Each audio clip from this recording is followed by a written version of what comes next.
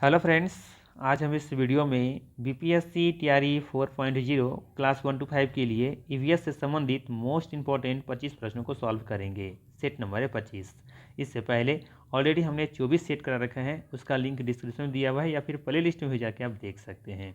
साथ ही साथ ध्यान रखना है कि ये जो कंटेंट तैयार किया गया है ये बिहार विद्यालय के पर्यावरण एवं हम जो कि कक्षा तीसरी से लेकर 5वीं तक चलती हैं तथा विज्ञान जो कि कक्षा 6ठी से लेकर 8वीं तक चलती हैं, उस किताब से ये कंटेंट तैयार किया गया है। ठीक है, तो चलिए फिर शुरू करते हैं और देखते हैं आज का पहला सवाल है, दोनों हाथों की हथेली को एक दूसरे के ऊपर रगड़ने पर कौन सी ऊर्जा उत्पन्न होगी? प्रकाश ऊर्जा, ऊष्मीय ऊर्जा, रासायनिक ऊर्जा। तो ध्यान रखना है, दोनों हाथों की हथेली को एक दूसरे के ऊपर रगड़ने पर उसमें ऊर्जा उत्पन्न होगी। बी ऑप्शन यहाँ पे बिल्कुल ही सही है। ठीक है, अगला सवाल है, चलती हुई बस में किस प्रकार की ऊर्जा होती है? बताना है, चलती हुई बस में किस प्रकार की ऊर्जा होती है? स्थितिज, गतिज या फिर स्थितिज और गतिज दोनों। तो ध्यान रखना है, चलती हुई बस में गतिज ऊर्जा होती है। बी ऑप्शन यहाँ पे बिल्कुल ही सही है। ठीक है, ध्यान रखिएगा, उड़ती हुई अगर पूछा जाए एरोप्लेन के बारे में तो उसमें कौन सा ऊर्जा निहित होती है? तो ध्यान रखना है, उसमें दोनों ऊर्जा देखने को मिलेगी, स्थितिज ऊर्जा भी और गतिज ऊर्जा भी। सरफेस से, जमीन से, पृथ्वी से अगर उठा हुआ कोई भाग में स्थित कोई वस्तु है तो उसमें स्थितिज ऊर्जा होगी, लेकिन वो चल भी रही है तो दोनों ऊर्जा उसमें निहित होगी। ठीक है, जैसे एक एग्जाम्पल लेते हैं, जैसे कोई एक टेबल है और टेबल पर कुछ वस्तु रखी हुई है, तो ध्यान रखना है इस पर कौन सी ऊर्जा स्थित है? स्थितिज ऊर्जा। ठीक है, लेकिन ये वस्तु जब गिर रही होती है इसमें कौन से होगा? गतिज ऊर्जा ही होगा, स्थितिज होगा, क्योंकि जिस स्थान पर रुकेगा, जिस स्थान पर ये रुक जाएगा, ठीक है, तो वहाँ से फिर इसके लिए क्या हो जाएगा? वो गतिज ऊर्जा हो जाएगा, अब माफ कीजिएगा स्थितिज ऊर्जा हो जाएगा। ठीक है, तो ध्यान रखना है, खास करके यदि कोई टेबल पर रखा हुआ है या फिर कोई भी सरफेस से, जमीन से लेकर ऊपर में कोई भी कहीं भी वस्तु स्थित है, ठीक है, पेड़ पौधा पर मान लेते हैं कोई वस्तु रखा हुआ है, टंगा हुआ है, तो उसमें कौन सा ऊर्जा होगा? ये स्थितिज ऊर्जा होगा। ठीक है, और कोई गिरती वस्तु में दोनों होगी। ठीक है, ध्यान रखना है, तो बी ऑप्शन यहाँ पे सही है। अगला सवाल लेते हैं। सवाल है, श्यामा ने बल्ब जलाया, बल्ब जलने पर विद्युत ऊर्जा और ऊर्जा में परिवर्तित होगी, किस में ऊर्जा होगी? तो ध्यान रखिएगा, बल्ब जलने पर एक तो प्रकाश ऊर्जा तो आएगा ही आएगा। ठीक है, और साथ ही साथ जब बल्ब जलेगा तो उसमें ऊष्मा भी हीट के रूप में भी देखने को मिलेगा। बल्ब गर्म होता है ना, देखते हैं गर्मी के मौसम में वो जो रेड वाली बल्ब आती थी ना, पीला वाला बल्ब, तो देखेंगे उस रूम में बैठते थे तो ज़्यादा गर्मी महसूस होती थी तुलना में जब बिना बल्ब जले बैठे होते थे तो। ठीक है, तो यहाँ पे ध्यान रखना है कि प्रकाश और ऊष्मा ऊर्जा ये दोनों देखने को यहाँ पे मिलेगी। ठीक है, ये ऑप्शन सही होगा यहाँ पे। अगला सवाल है कि लकड़ी के जलने पर कौन सी ऊर्जा उत्पन्न होगी?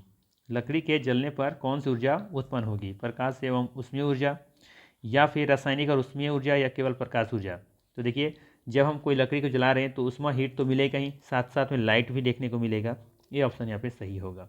ठीक है, अगला सवाल है कि मरुस्थलीय पौधे में पत्तियाँ पत्तियाँ कांटों में क्यों बदल जाती हैं? मरुस्थलीय पौधों में पत्तियाँ कांटों में क्यों बदल जाती हैं? जीवों को आकर्षित करने के लिए या फिर पानी की हानि को रोकने के लिए या फिर अपनी सुरक्षा के लिए? एक से अधिक होगा या में से कोई नहीं। तो याद रखना है, पानी की हानि को रोकने के लिए मरुस्थलीय पौधे में पत्तियाँ जो होती हैं वो कांटों में बदल जाती हैं। ठीक है, जैसे कैक्टस वगैरह आप देखे होंगे। अगला सवाल है कि कारखानों और गाड़ियों से निकलने वाले धुएं के कारण क्या होते हैं?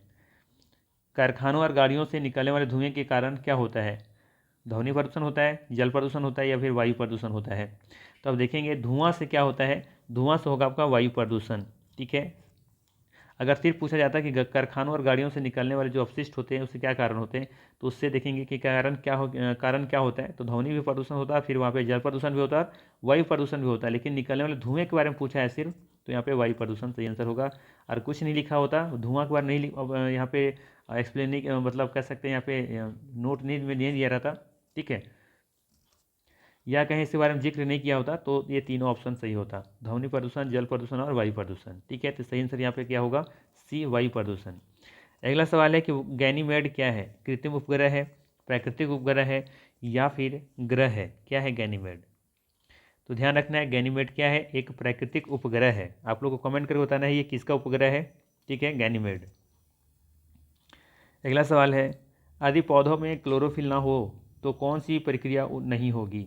यदि पौधों में क्लोरोफिल ना हो तो कौन सी क्रिया नहीं होगी? श्वसन, परिवहन, उत्सर्जन, एक से अधिक होगा या इनमें से कोई नहीं? तो याद रखना है, अगर पौधों में क्लोरोफिल ना हो तो भोजन नहीं बनेगा, भोजन नहीं बनेगा मतलब श्वसन नहीं होगा, रिस्पिरेशन नहीं होगा। ऑप्शन नंबर यहाँ पे ए बिल्कुल ही सही होगा।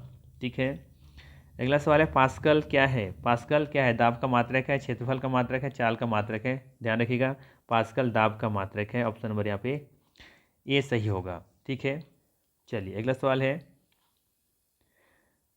निम्न में से भार कौन उठाता है? गधा, ऊंट, बैल, एक से अधिक होगा या इनमें से कोई नहीं। बताना है यहाँ पे कि निम्न में से भार कौन उठाता है।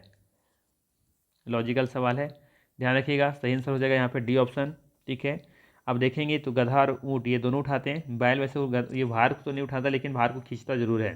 फिर भी गधा और ऊँट को लेकर के चलें, ये दोनों बोझ उठाते हैं ना, तो फिर भी यहाँ पे डी ऑप्शन यहाँ पे सही होगा। चलिए अगला सवाल लेते हैं। अगला सवाल है, बिल्ली का बच्चा को क्या कहते हैं? किटेन, पिल्ला, पशु शावक, एक से अधिक होगा इनमें से कोई नहीं। बताना है कि बिल्ली का बच्चा को क्या कहते हैं। तो ध्यान रखना है, बिल्ली के बच्चे को कहा जाता है किटेन। ठीक है, ऑप्शन नंबर यहाँ पे ए बिल्कुल ही सही होगा। जबकि कुत्ते के बच्चे को क्या कहा जाता है? पिल्ला। और पशु शावक क्या हो जाएगा? जैसे कि शेर, बाघ है, उन बच्चों को क्या कहा जाता है? शावक। ठीक है, या पशु शावक, जैसे कि जो भी कहें आप। चलिए अगला सवाल है कि कच्चा घर किससे बना होता है? कच्चा घर किससे बना होता है? बांस और पत्ते से, सीमेंट और ईंट से, या फिर पुआल और सीमेंट से। सीमेंट तो होगा ही नहीं, जाहिर सी बात है, बांस और पत्ते से मिलकर बने होते हैं कच्चे घर। ठीक है, बांस, पत्ते, मिट्टी और मिट्टी भी कह सकते हैं आप। ठीक है, चलिए अगला सवाल है, संकेतों का उपयोग इंगित करने के लिए किस रंग का प्रयोग किया जाता है? संकेतों का जो सिग्नल्स होते हैं उसका उपयोग किस रंग का प्रयोग किया जाता है सिग्नल में? लाल रंग, गुलाबी रंग, या फिर भूरा रंग। तो क्या होगा सही आंसर? लाल रंग। ठीक है, ध्यान रखिएगा, लाल रंग इसका सही आंसर। ध्यान रख सकते हैं, लाल रंग का प्रयोग इसलिए किया जाता है क्योंकि लाल रंग की तरंगदैर्घ्य सभी रंगों की तरंगदैर्घ्यों में से सबसे बड़ी होती है, इसलिए सबसे विक्षेपित जो होता है वो कम होता है। ठीक है, लाल रंग का उपयोग हमेशा खतरे के संकेतों के लिए किया जाता है, क्योंकि लाल रंग की तरंगदैर्घ्य सबसे क्या होता है? दीर्घ होता है। ये आपको याद रखनी है, सिंपल सा। ठीक है, वेवलेंथ जो होती है वो सबसे क्या होता है? अधिक होता है इसका। ठीक है, इसीलिए इसका लाल रंग जो होता है इसका जो प्रयोग किया जाता है सिग्नलों में। ठीक है, आसानी से ये दूर से भी इसको आप देख सकते हैं, क्योंकि स्कैटिंग ये कम करता है, वेवलेंथ इसका अधिक होता है। ठीक है, लेकिन स्कैटिंग बहुत कम करता है, विक्षेपित कम होता है। ठीक है, चलिए अगला सवाल लेते हैं। अगला सवाल है, जब किसी चुंबक को लटकाया जाता है तो वह किस दिशा में रुकता है? जब किसी चुंबक को लटकाया जाता है तो वह किस दिशा में रुकता है? लटकाने का मतलब स्वतंत्र इसको लटकाया जाएगा, ऐसा नहीं कि इसको कोई फोर्स नहीं लगा सकते आप। अगर स्वच्छंद इसको लटका दिया जाए, ठीक है, कोई भी अगर मैग्नेट है कुछ इस तरीके से, किसी चुंबक का अगर कुछ इस तरह का चुंबक है, ठीक है, और इसमें हम क्या करते हैं, इसको रस्सी से बांध के इसे स्वच्छंद इसको लटकाने का प्रयास करते हैं, तो इसकी दिशा किधर होगा? ये किस दिशा में रुकेगा ये अपने आप में? उत्तर से दक्षिण, पूरब से पश्चिम, या पूरब दक्षिण? ये आपको बतानी है। ठीक है, अच्छा सवाल है, एग्जाम में पूछा भी गया है ये सवाल वैसे। ठीक है, चलिए बताइए इसका सही आंसर क्या होगा। तो ध्यान रखना है यहाँ पे सही आंसर हो जाएगा उत्तर से दक्षिण। उत्तर से दक्षिण होगा इसका सही आंसर। ऑप्शन नंबर यहाँ पे ए सही होगा। ठीक है, मैग्नेट हमेशा ध्यान रखिएगा, जब भी ये लटकेगा ना तो हमेशा ये उत्तर से दक्षिण कुछ इस तरीके से रुक जाएगा अपने आप। ठीक है, चलिए हम कह सकते हैं दिशा को पता करने के लिए भी इसमें इसका प्रयोग किया जा सकता है चुंबक का। चलिए अगला सवाल है कि हम किस प्रकार के कपड़ों को सर्दियों में पहनते हैं? धोती कुर्ता, कोट पैंट, या स्वेटर मफलर? आसान सा सवाल था, वैसे ही है, स्वेटर मफलर हो जाएगा। सर्दियों की बात हो रही है यहाँ पे, सर्दी चल भी रहा है ना। कपड़ों पर किस से पैटर्न विभिन्न तरीके से बनाए जाते हैं? कढ़ाई से, नक्काशी से, रंग के छापे से, एक से अधिक होगा इनमें से कोई नहीं। बताना है कपड़ों पर किससे पैटर्न विभिन्न तरीके से बनाए जाते हैं। आसान सा सवाल है ये भी, तीनों से होगा इसका सही आंसर, कढ़ाई से भी, नक्काशी से भी, और रंग के छापे से भी। ठीक है, अगला सवाल है, जलवाष्प को जल में किसके द्वारा परिवर्तित किया जाता है? जलवाष्प को जल में किसके द्वारा परिवर्तित किया जाता है? संघनन, वाष्पीकरण, पानी, या एक से अधिक होगा इनमें से कोई नहीं।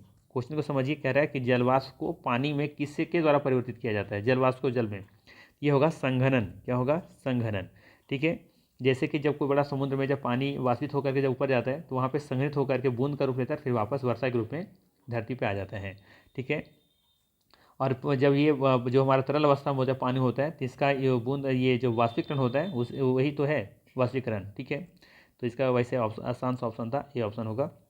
चलिए अगला सवाल लेते हैं। सवाल है कि हमें अंडा कहाँ से मिलता है? मुर्गी से, खरगोश से, या फिर गाय से?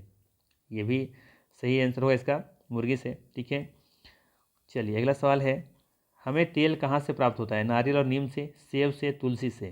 तो ध्यान रखना है कि नारियल और नीम दोनों से तेल प्राप्त होते हैं। ठीक है, चलिए अगला सवाल है, चींटियाँ अपनी किस समझ के कारण एक पंक्ति में चलती हैं? दृष्टि, गंध या स्वाद? तो ध्यान रखना है कि ये गंध छोड़ती चलती हैं अपने पीछे पीछे। ठीक है, जिसकी वजह से देखेंगे सभी एक पंक्ति में अनुसरण करते हुए आगे बढ़ती हैं, सभी एक सीध में एक लाइन में। वही सवाल आगे लग रहा है कि चींटियाँ अपने पीछे की क्या छोड़ती हैं जब वे चलती हैं? पानी, गंध या रक्त? तो क्या छोड़ती हैं? गंध छोड़ती हैं। ठीक है, अगला सवाल है कि रेशम की कीड़ा अपनी मादा को किसके द्वारा खोज सकता है? रेशम का कीड़ा अपनी मादा को किसके द्वारा खोज सकता है? एक प्रकार के गंध से, रंग से या ध्वनि से? एक से अधिक होगा, इनमें से कोई नहीं। तो याद रखना है यहाँ पे एक प्रकार के गंध से खोज सकता है। ऑप्शन नंबर ए यहाँ पे बिल्कुल ही सही है। अगला सवाल है कि उस पक्षी का नाम क्या है जिसके सिर के सामने आंखें होती हैं? उल्लू, गौरैया, ईगल? ये भी आसान सवाल है, बचपन से आपको इसके बारे में पढ़ते आ रहे होंगे। सही आंसर हो जाएगा उल्लू। उल्लू के आँख देखेंगे एकदम सामने सिर के सामने आंखें होती हैं। ठीक है, ऑप्शन नंबर ए यहाँ पे बिल्कुल ही सही है। अगला सवाल है, अच्छा सवाल है कि अजगर के सोने का समय लगभग कितना घंटा होता है? ठीक है, ये सभी देखेंगे साइंस के बुक में दिया हुआ क्वेश्चन है। ठीक है, ध्यान रखिएगा। अजगर के सोने का समय कितना घंटा होता है? तो लगभग 18 घंटा। ये 18 घंटा सोता है, ध्यान रखिएगा। ठीक है, तो यहाँ पे ये ऑप्शन बिल्कुल ही सही हो जाएगा। अजगर का सोने का समय लगभग 18 घंटा है। ठीक है, एक बार अपना शिकार किया और अपना नींद में सो गया। ठीक है, और ये रहा आखिरी सवाल आज का टेस्ट का। सवाल है कि रात में रात में बाघ कितनी गुना हमसे बेहतर देख सकता है? रात में बाघ कितनी गुना हमसे बेहतर देख सकता है? तो ध्यान रखिएगा 6 गुना। कितना? 6 गुना हमसे बेहतर देख सकता है बाघ हमारी तुलना में। ठीक है, तो ये था मोस्ट इंपॉर्टेंट 25 MCQ, जो कि हम सिर्फ 12 मिनट लगभग में कंप्लीट कर दिए हैं। ठीक है, ज़्यादा टाइम वेस्ट नहीं कर रहे क्योंकि बहुत ईजी क्वेश्चन है। ठीक है, जो कि दिया हुआ है, तो थोड़ा सा जल्दी से हम लोग रिविजन करें क्योंकि समय नहीं ले रहे, ज़्यादा डिस्कस करने की कोशिश नहीं करें क्योंकि ईजी क्वेश्चन है, उसमें क्या है डिस्कस करना। इसीलिए जल्दी से हम मात्र 12 मिनट में हम इसको कंप्लीट कर दिए 25 क्वेश्चन। ठीक है, ताकि आप लोग का समय वेस्ट ना भी हो और साथ साथ में रिविजन फास्ट हो जाए। ठीक है, तो चलिए फिर मिलते हैं इसी तरह के नेक्स्ट वीडियो में। Thanks for watching.